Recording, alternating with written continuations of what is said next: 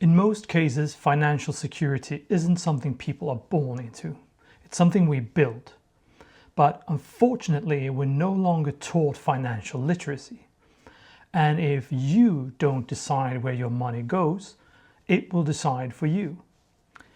In this episode, we take that decision back. This might be the most important course of your life.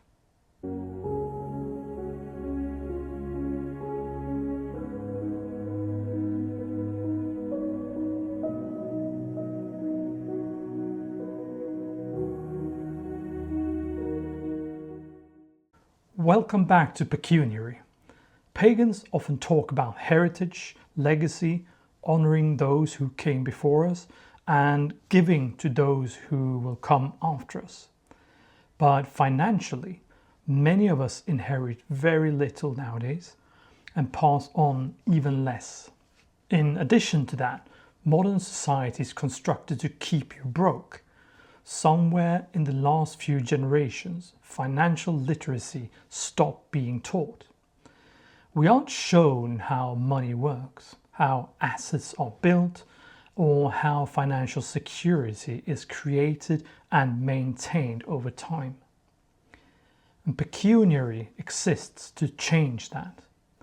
This series is about rebuilding the knowledge that was lost and about becoming the kind of ancestors who pass on stability, assets, and options, not fragility. Pecuniary is a no-nonsense, hands-on course. No fluff, no theory for theory's sake. Everything here is meant to be used immediately in your own life. In the first episode, we talked about economic awareness, where your money comes from, where it goes, and why earned income and owned income behave very differently. In this episode, we move from awareness to control. We're going to talk about three very practical things. First, a monthly money date. Then a simple way to structure your budget using the so-called 50-30-20 rule, and why building a buffer matters more than almost any other financial move at this stage. We're starting to create a system that makes your life more stable, more predictable, and less fragile. If you do the things we cover in this episode, you'll immediately reduce some financial stress, and you'll be laying the groundwork for everything that comes later in the course. The first habit we're going to build is something called a monthly money date. Am I going to date money, you ask? No, you're actually going to date yourself. A money date is a short, scheduled and regular moment, solo or with a partner, where you sit down and look at your finances on purpose. And the money date should be intentionally pleasant and enjoyable. If it feels miserable or boring, you'll avoid it. And consistency matters more than perfection. A money date transforms personal financial management from a chore into a quite nice routine. A lot of people don't have an accurate idea of the true state of their own finances and are surprised to find that their situation is different than they thought. It's very common that we're bad with money because we don't look at our money at all, except when something goes wrong. The money date fixes that. It gives you overview, predictability, and a sense of control. And when you do this once a month, surprises stop being surprises and stress drops dramatically. Because we can't improve what we don't observe. So think of the money date as answering 4 questions. What came in? What went out? Where am I right now? And what needs attention next? But what's nice and enjoyable about that, you might wonder? Well, personal finance isn't very sexy at all, so let's make it something to look forward to. The monthly money date should be intentionally pleasant. Look at it as a monthly event where you actually put yourself and your own best interests at the center. Set aside 30 minutes to an hour, preferably the same day and time each month. Then relax and make yourself comfortable. Sit in your favorite armchair, your favorite spot, sit out in the sun, or even get in the bathtub. Whatever floats your boat. Light a candle or light incense or have a cup of coffee or tea, pour yourself a glass of wine or a beer. Add a small snack or dessert. Put on your favorite music in the background, whatever you want, to make this normally boring moment a bit special and fun. And because if you look forward to it, you'll actually show up, and showing up is what changes everything. Now that you're in the right mood, bring out the document we talked about in the last episode, or you simply use your laptop. If you haven't already done this month's cash flow awareness or expenses check that we talked about last time, now is a good time to do it. Now, every time you have your money date, you review your finances, you audit your spendings, you take a look at your bank accounts, your debts, etc. The same way every time. Different key numbers and balances are important to different people, but these are the ones I recommend you keep track of. So write these down. First, do an income overview. Look at all income streams you have this month, even small or irregular ones. The key number to note here is the total income for the month. So make sure you know exactly how much flowed in this month, how many income sources you have, and then also, as I mentioned in the last episode, check if these income sources are earned or owned. And if this makes you dependent and fragile, then you have to look over these income sources again.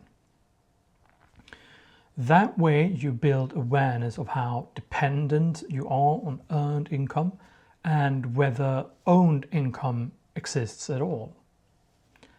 And in connection with this, also check how much or how little that's on your savings accounts right now.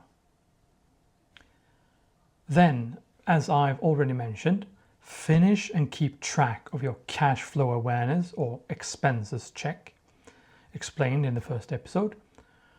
Check your total expenses, where they went, and perhaps also your net cash flow. That's to say, all your incomes minus all your expenses during this period. This is your so-called personal cash flow statement. So that's what you're going to call this in your document. If this number surprises you, that's normal and useful. Here you of course also check your debts and credit report. With these numbers on hand, it's also great to make a personal balance sheet.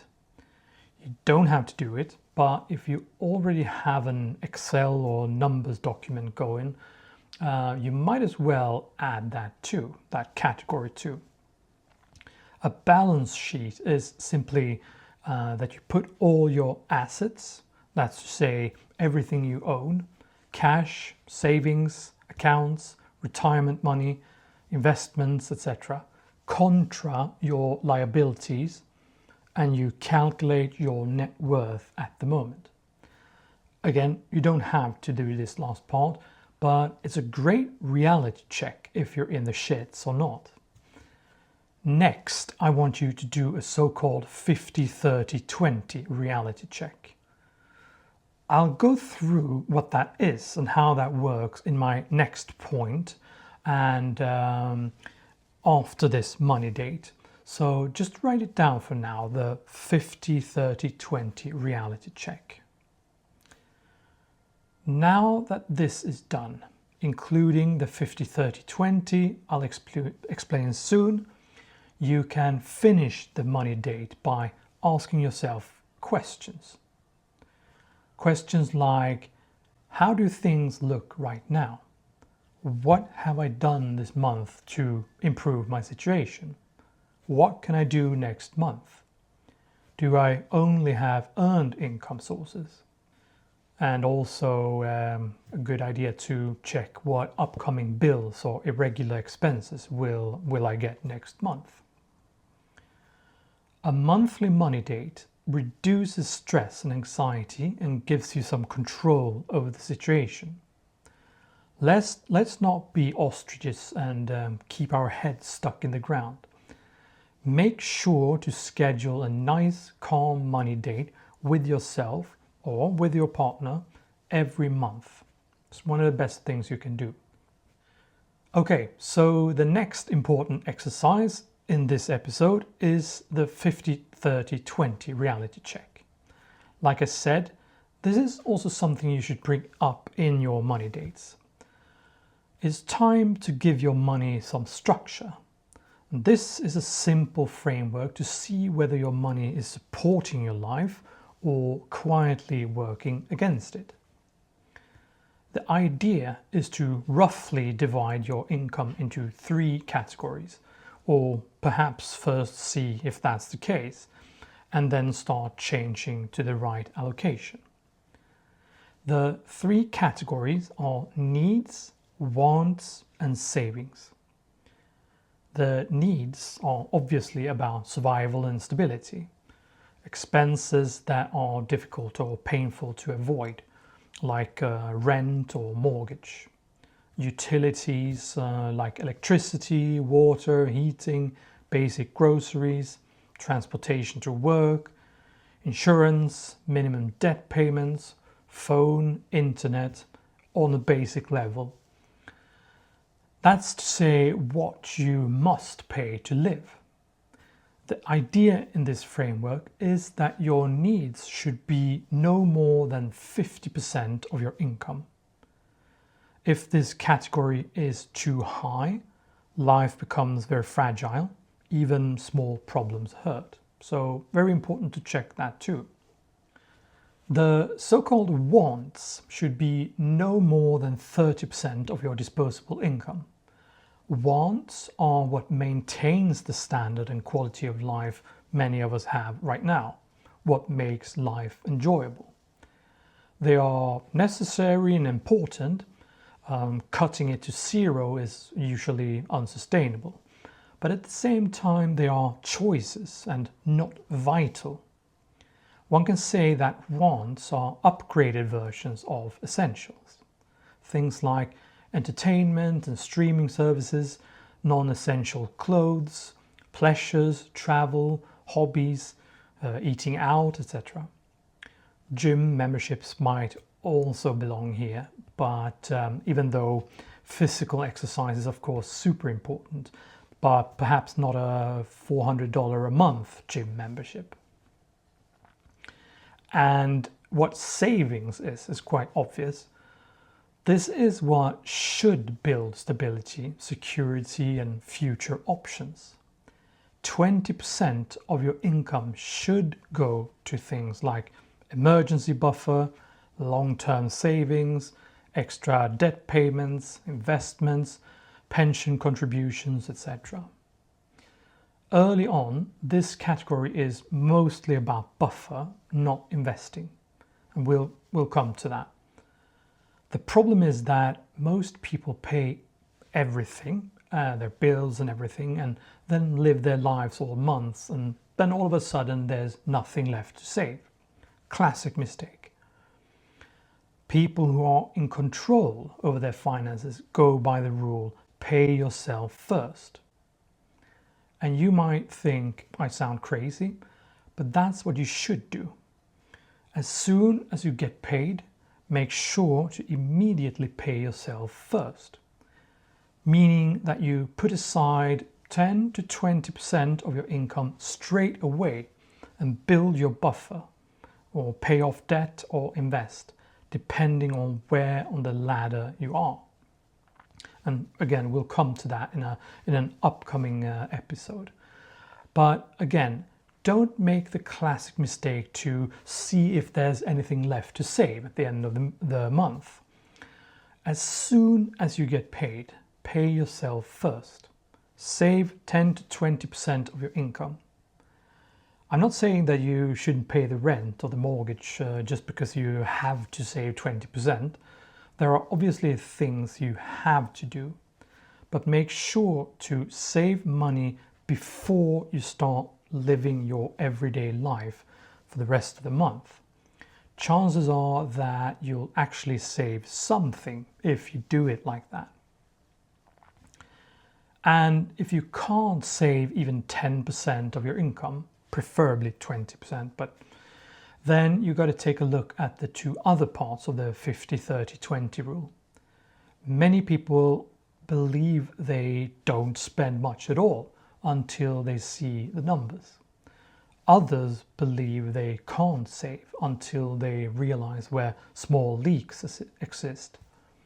So compare last month's numbers to this framework and ask yourself things like, which category is too high, which is too low, and what's one small adjustment for next month. So this was the 50-30-20 rule. This framework shows you what your money is actually doing, not what you think it's doing. This is actually ridiculously important and effective to turn things around.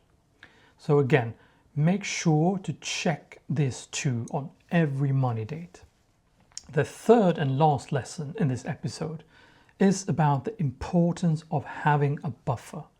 I can't stress enough the importance of you starting to save up to a buffer. I will dedicate a full episode to buffers because that's part of my super important so-called 4 buckets strategy for personal finance and building generational wealth. But there are some things I need to bring up already now, simply because I brought up savings in the 50-30-20 framework, and I want you to start at the right end. Again, there's a lot more about buffers in a later episode of this course, but I just want to highlight a few things right now. Let me be clear, you have to have a buffer or an emergency fund. Do not do anything else before you have one. Start saving up to one now. That's the very foundation of a better life and improving your situation. So review all your expenses and check your 50-30-20 numbers. And as soon as you've freed up some money, start saving them on an account which you have quick and easy, immediate access to. The whole point of an emergency buffer is to quickly be able to avoid getting into more trouble when shit hits the fan. So before you start saving up to something else, before you pay off debt, and long before you start investing, etc., you gotta have a buffer. Remember what I said in the last episode. Step 4 on the financial security ladder is financial stability. Here you're still dependent on your salary, but you have solvency, plus you can absorb shocks without borrowing or a major crisis. So solvency plus a buffer. There I also said that the best buffer should amount to at least 3 net salaries, or the amount that covers your expenses for 3 months. But here's the thing, what I wanted to bring up. For those of you who have debts, and with that I mean bad debts with high interest, here it might be better to first save up to a smaller buffer, like $500 or $1,000, to be prepared in case of things like a broken tooth, a broken dishwasher, a small car repair, etc. Life will happen, and without a buffer, every surprise creates new debt. It undoes your progress and increases stress. But if you're in debt, don't focus on saving up 3 net salaries straight away.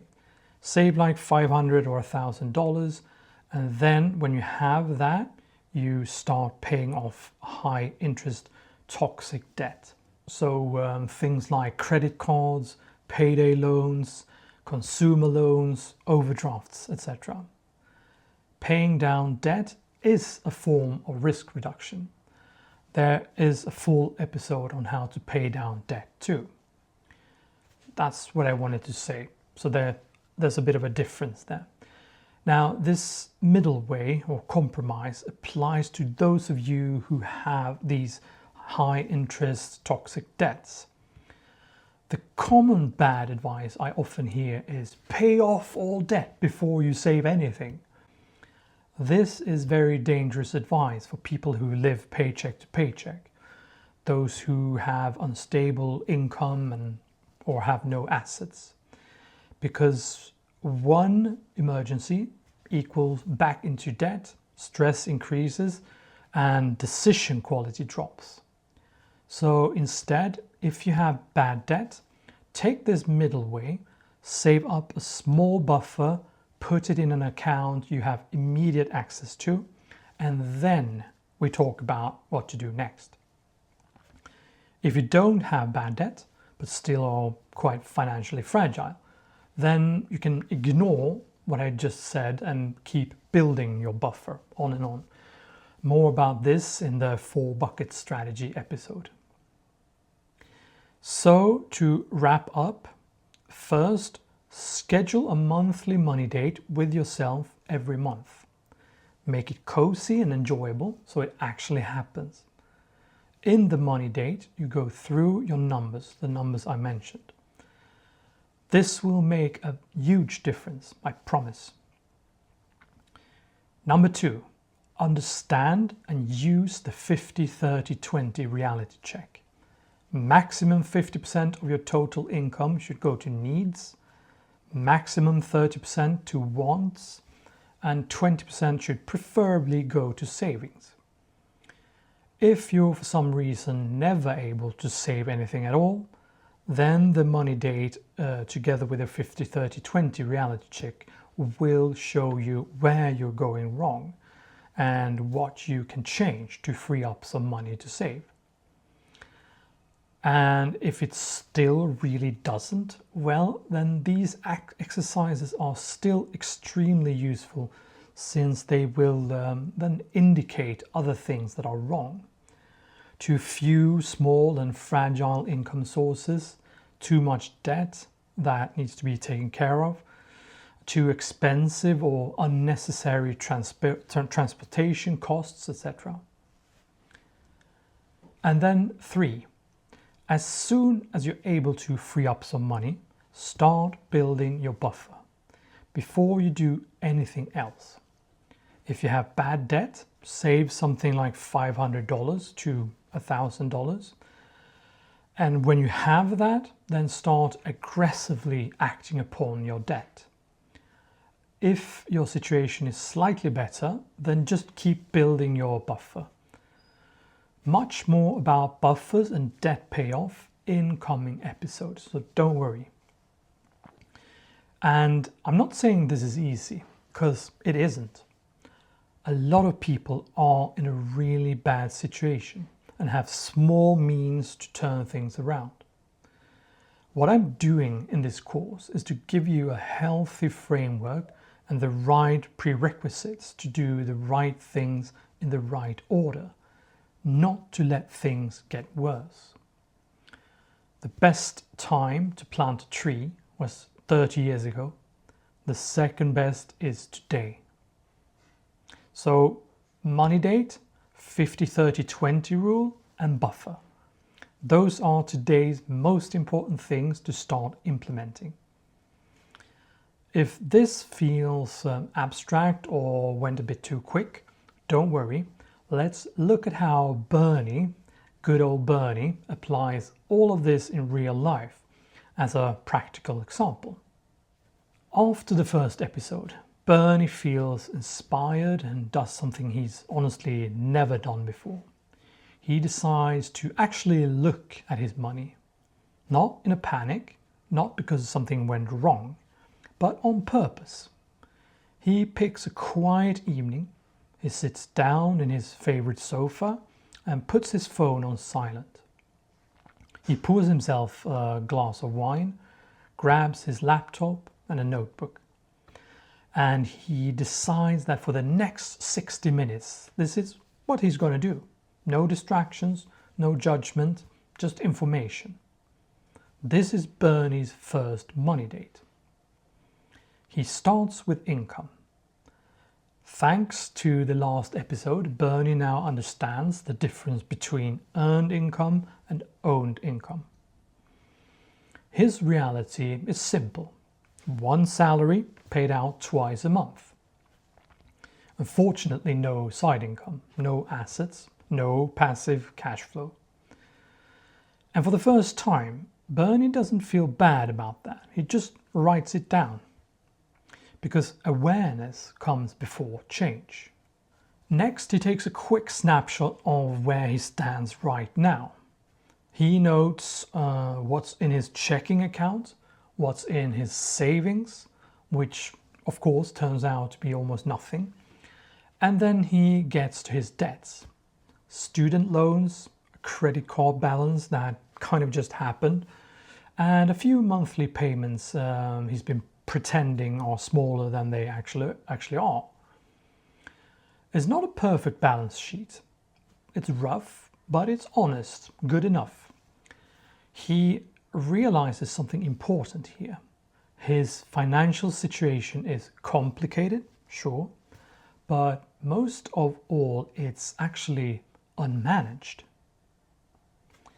Now comes the part that actually surprises him.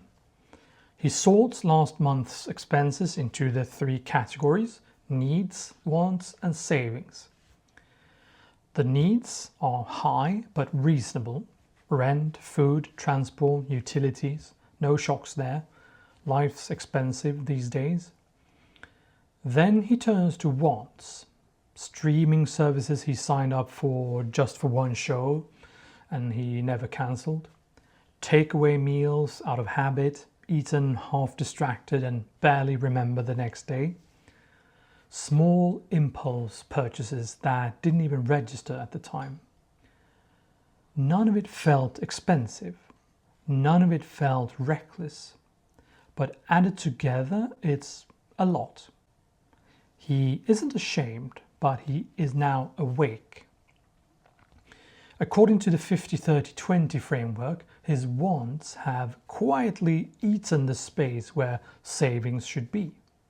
He's of course saved nothing for many years now. But he doesn't try to fix everything at once. He cancels one subscription. He decides to eat out a bit less next month. Nothing dramatic, just deliberate.